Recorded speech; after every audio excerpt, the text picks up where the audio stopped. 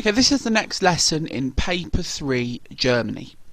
So what you need to do for this lesson is to firstly write down the title, which is Standard of Living and Women's Lives During the Golden Years of 1924 to 1929.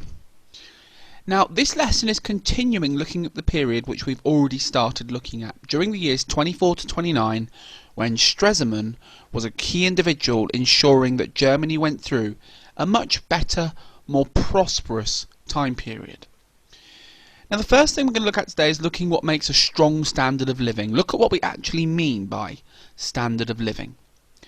Then be able to explain the changing roles of workers and women in this time period.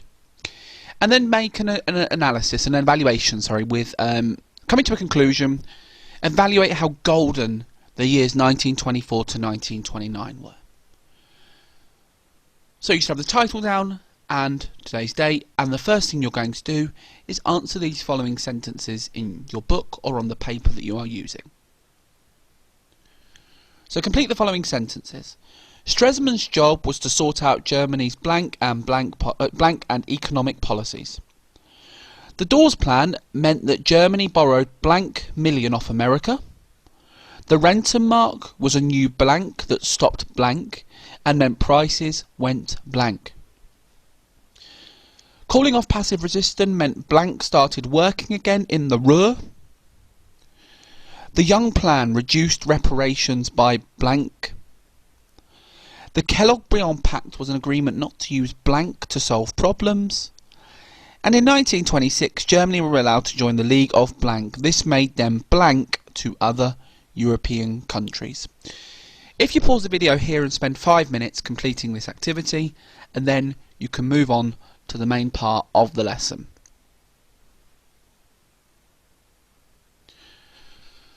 Right, so firstly, what do we actually mean by standard of living? Okay, now this is where we judge someone's standard of living. Now in society, if we judge people's standard of living, we might be looking at a range of things. We'd be looking at the level of unemployment. We'd look at whether someone has a job. We'd look at what type of job they're doing and what standard of living that would provide for them. We also look at work and wages. That's also a good indication of the standard of living someone can have, how much work they've got and how much wages they bring in due to this. People's housing is also another standard of living, especially in society. Having a home does judge whether your standard of living is high or not. Pensions, that's something we save for over our life, and if we have a good pension, that can increase our standard of living. And also education. So what you need to do is write down those 5 standards of living and leave 7 lines in between each of them. Now I'm going to give you a range of statements, and your job is to decide which standard of living it is. Then summarise it in your book, and then decide if it's positive or negative and explain why. So I'll say that again. Write these 5 standards of living down and leave 7 lines. Then for each of the statements I'm about to put up, decide what standard of living it is, summarise it in your book, decide if it's positive or negative, and explain why. So just to make sure we fully understand, I'm going to go through a couple together, and then you can have about 10 to 15 minutes on this task to look at the statements, decide which it is, summarise it in your books, and decide if it's positive or negative, and explain why. So the first one. By 1928, German workers' wages had risen by 10%, which made them the highest paid workers in Europe. Right, going back to our standards of living, which one do we think this is going to be? It's quite clearly, in this case, work and wages.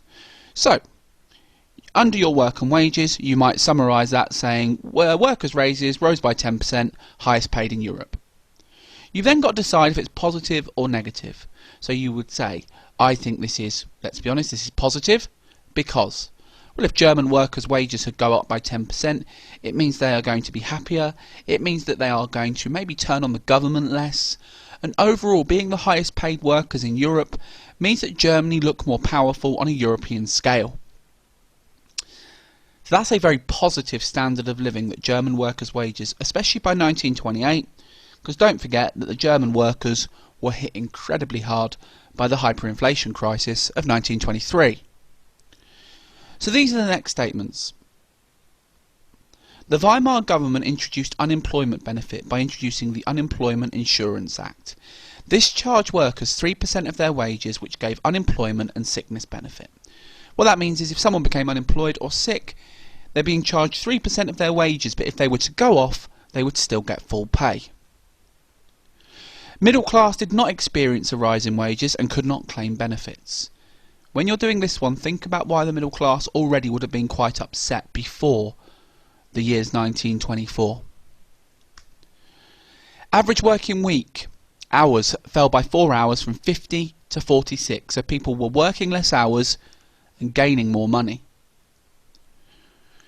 Unemployment remained high among professional jobs, so people who were lawyers, civil servants, government workers, teachers.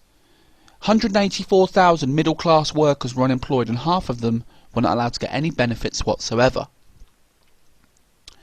From 1925 to 1929, private companies built 37,000 new homes in Germany.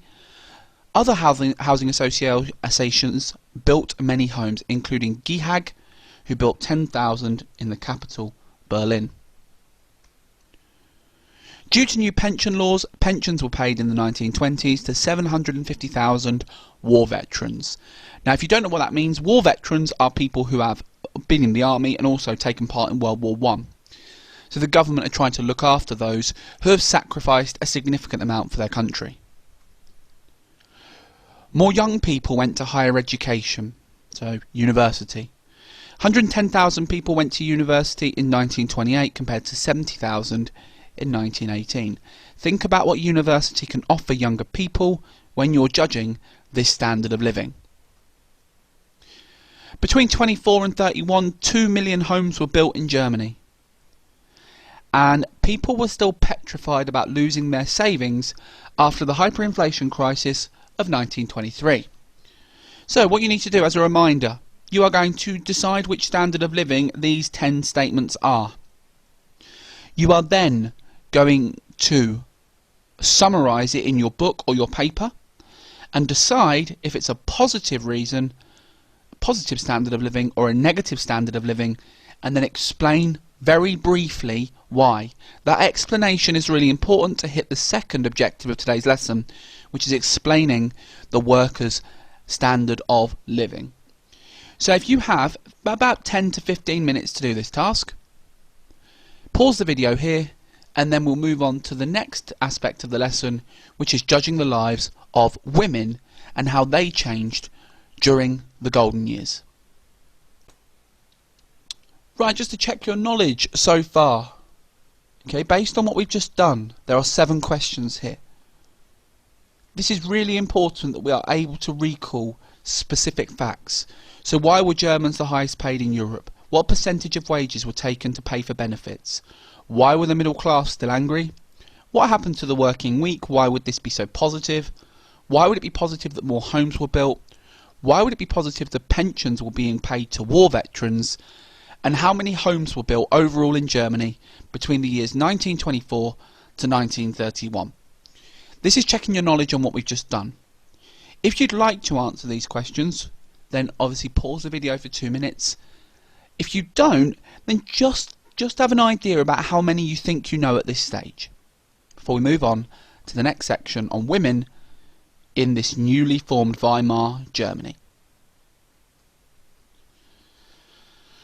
Right, and this is a good little discussion point here. Now, this is something for you to think about. What I'd like you to do is you've got a picture of a German woman in early 1900s and a German woman in 1920s. I just want you to make a list on your paper or your books about what's changed between the 2 time periods. Now, what you need to do is start with this sentence. By the 1920s, German women had changed because... and bullet point everything possible that you can see between the 2 pictures. So one thing you might say, for example, is in the second picture you can't see a man in that picture, which might suggest that women were given more freedom in this time period. Some things to look out for. Look at how they're behaving, look at how they're acting, look at how they're dressing. These are some things to consider. If you spend just 2 minutes, pause the video here and make a bullet pointed list about what differences you can see from picture A to picture B. How do you think women have changed? And then we're going to look at how women have changed in this time period.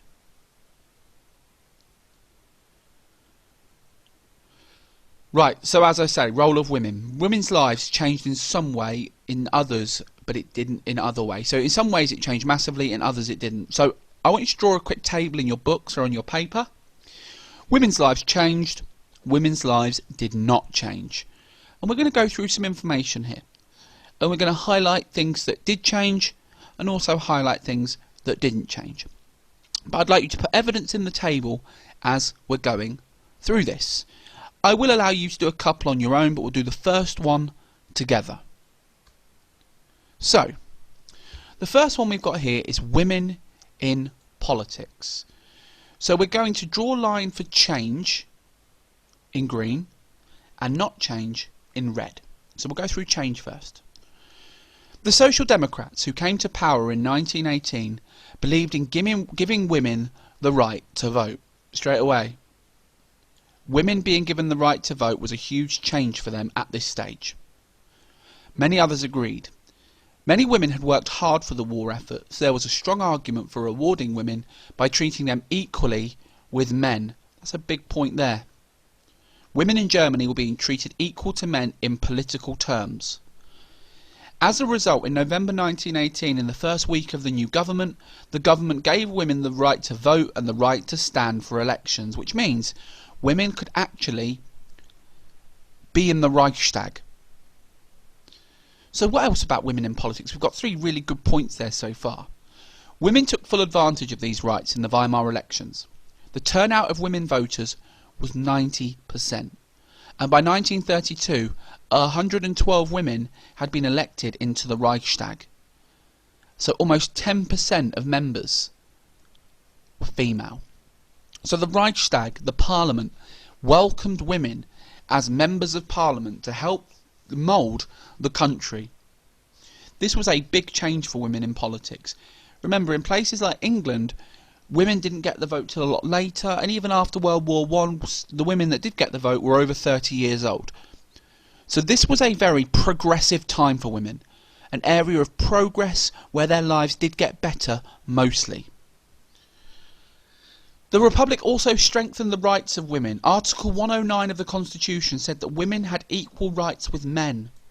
Marriage was an equal partnership, and women should be able to enter all professions on an equal basis with men. So you could have a male teacher and a female teacher, and they were the same equality basis. There is nothing here that suggests did not change. So in terms of women in politics and women in the world of work, this was a real jump forward for women. The next point we're going to look at is more detailed women at work. So, during the First World War, with so many men involved, more women went into paid work. So women stepped up during the First World War. Because men were fighting in the trenches, women filled that void. And 75% of women were in work, doing jobs performed by men only. So women were doing jobs that were only performed by men previously. In some ways, under the Weimar, the lives of women returned to what they had been pre-war. So, for example, only 36% of women were in work about the same time as pre-war levels. I mean, this is a negative. This did not change because it means that a lot of women who were working before the war didn't actually continue.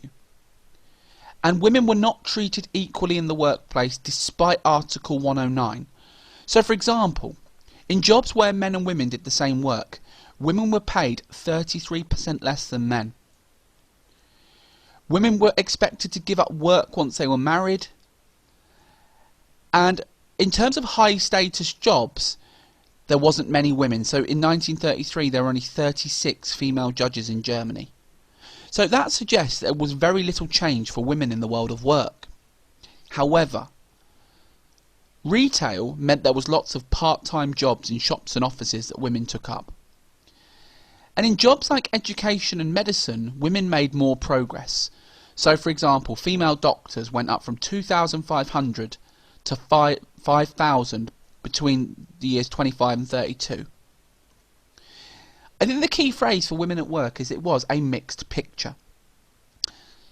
It's also stirred some form of negative feeling. So, for example, some traditional male-dominated jobs believed that women didn't really belong in industry. Trade unions were male-dominated, so people that represented workers' rights were male-dominated.